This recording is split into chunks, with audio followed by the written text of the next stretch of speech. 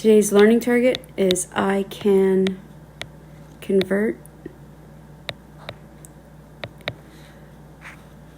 a rational number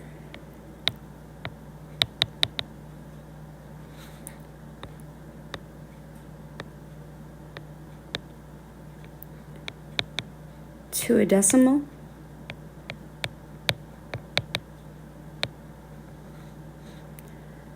using long division.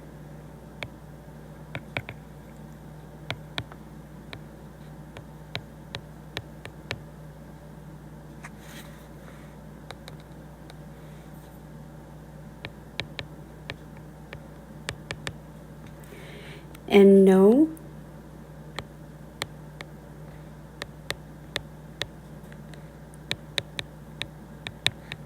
that the decimal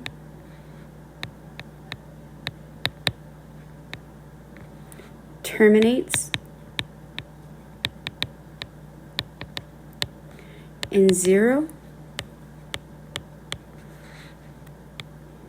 or repeats.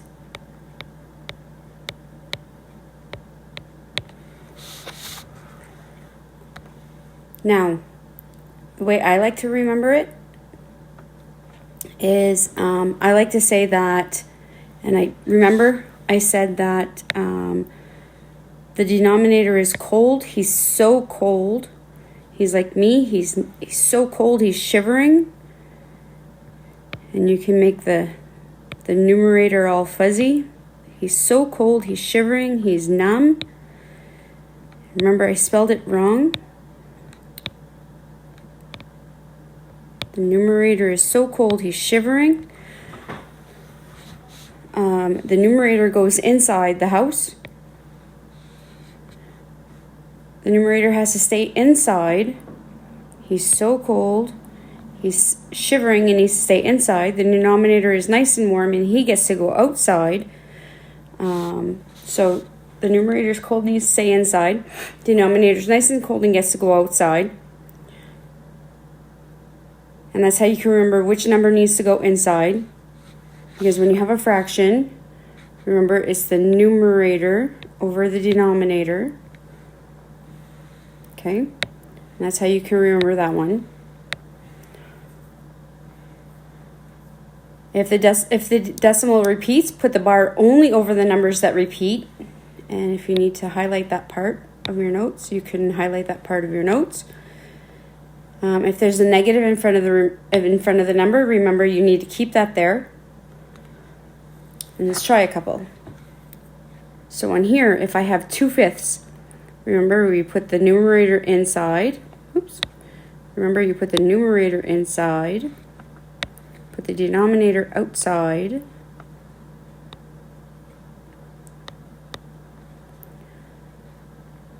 I put a decimal point and a 0. Put the decimal up, bring the decimal point straight up. I don't know why that's doing that. Put the decimal point straight up.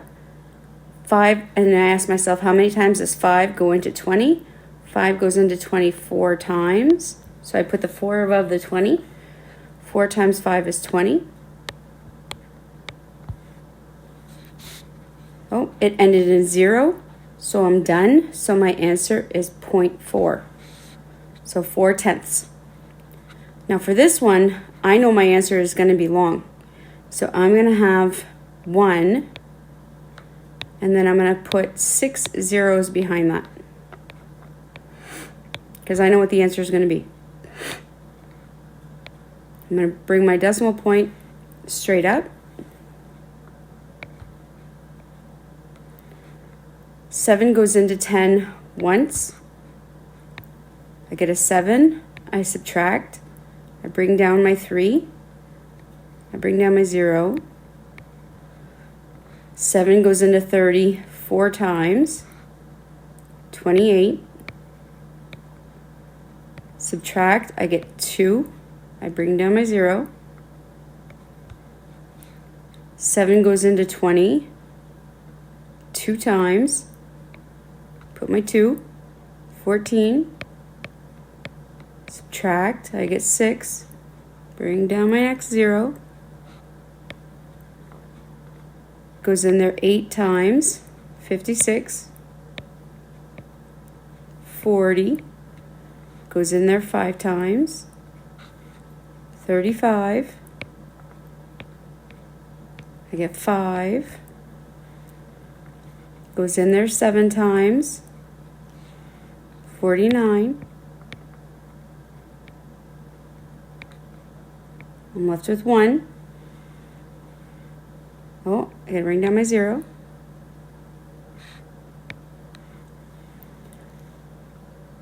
Uh-oh, what happened? Oh, if I look, I end up with the same number that I had at the beginning. I have a 10 here. I have a 10 here. So what do you suppose is going to happen? I'm going to start repeating the same numbers that I had at the beginning. I'm going to repeat 1, 4, 2, 8, 5, 7. So what I can do is I can put a bar over my whole number, because I'm going to start repeating that entire number. So I can just put a bar over it and say that that's my answer. As a matter of fact, if I had 2 sevenths, it's going to repeat the same numbers. So if I had 2 sevenths, what actually happens is I start off with 2, and it's going to start off with 2, 8, 5, 7, 1, 4. And see how it has the same numbers, but it just starts with the 2. It just starts with the 2 instead of the 1. But it has the same exact numbers. It just starts on a different order. 3 sevenths works the same way. 4 sevenths, 5 sevenths, 6 sevenths. They all start the same way. They just start with a different number, but they all go in the same order. Just start with a different number. It's just a little fun fact. So if I have 4 ninths, how many times does 9 go into 40? Well, that goes in 4 times. That's 36. Subtract, I get 4. Oh, look, isn't that the remainder I started with? The remainder is the same thing as I started with. And if I was to go in again, it would go in 4 times. And it's just going to keep repeating the 4. So I can put a bar over that 4. And that's going to be my answer, because it's just going to keep repeating the 4. And what's going to happen is if I had 2 ninths,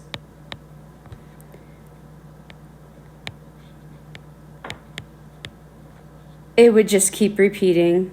That goes in there twice. I would get 18. It would just keep repeating 2. If I had 1 ninth,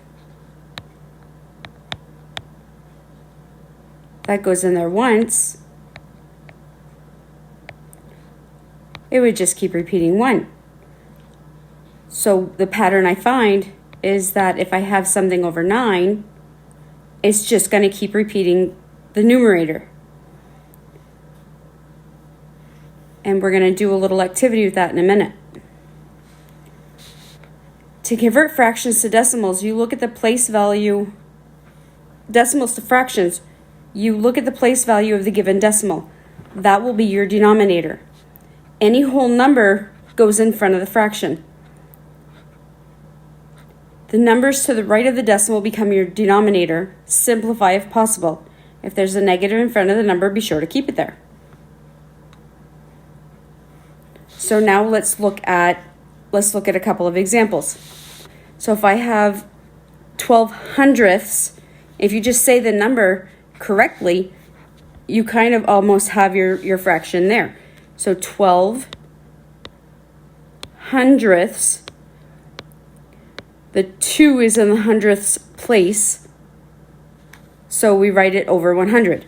Or you can say if you have 2 decimal places, you need 2 zeros in your denominator. That's another way to think about it. Then I have to simplify it. So I know that 4 goes into 12. So I'm going to divide by 4. And I get 3. and I divide by 4, and I get 25. Over here, I have 125. Now I have 3 decimal places, which means I need 3 zeros in my denominator, and I put a 1 in front. And then I have to simplify.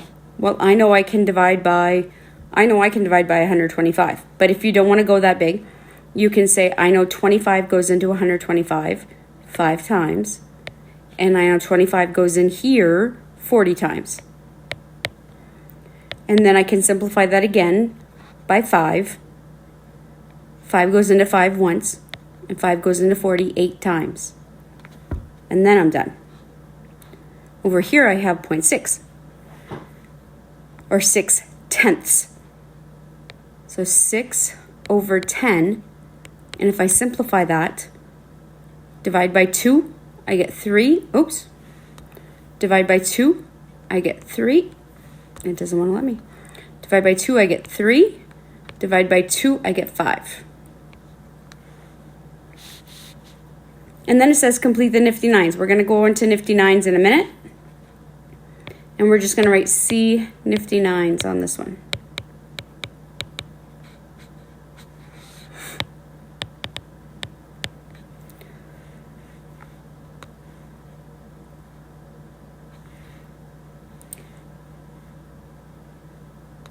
And then here it says explain how you know when to stop dividing and where to draw the line on a repeating decimal. We stop dividing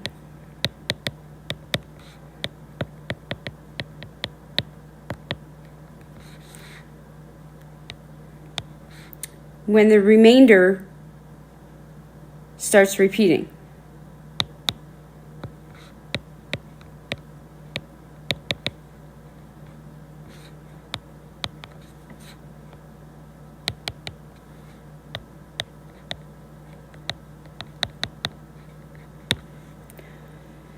Now for here,